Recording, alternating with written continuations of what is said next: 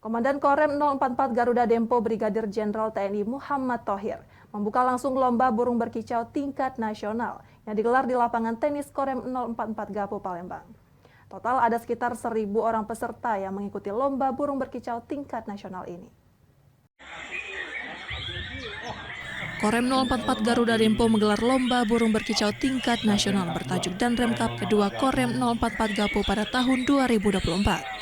Lomba dibuka langsung oleh Komandan Korem 044 Garuda Dempo Brigadir Jenderal TNI Muhammad Thohir pada Minggu pagi kemarin. Dalam perlombaan ini digelar kelas murai batu muda dan dewasa, kacer hingga kenari. Total ada 25 gantangan dengan total 36 gantang di setiap sesinya. Menariknya dalam perlombaan ini digelar kelas khusus TNI yakni murai batu kodim.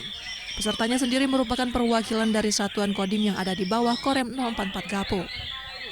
Selain sebagai bagian dari rangkaian peringatan HUT Korem 044 Gapo yang ke-43, perlombaan ini sebagai upaya mendekatkan TNI dengan masyarakat.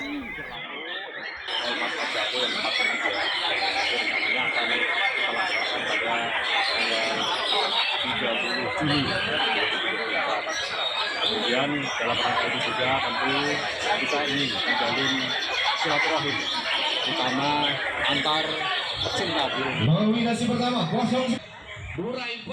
Perlombaan ini sendiri berhasil menyedot banyak peserta, mulai dari dalam Provinsi Sumatera Selatan hingga beberapa daerah lain di luar Sumsel. Total ada sekitar 1.000 orang peserta yang ikut ambil bagian. Terima kasih untuk Danrem yang sudah ada menyelenggarakan acara ini. Semoga di tahun-tahun berikutnya diadakan lagi. Dan untuk kedepannya supaya juri fair play dalam penjurian untuk masing-masing burung.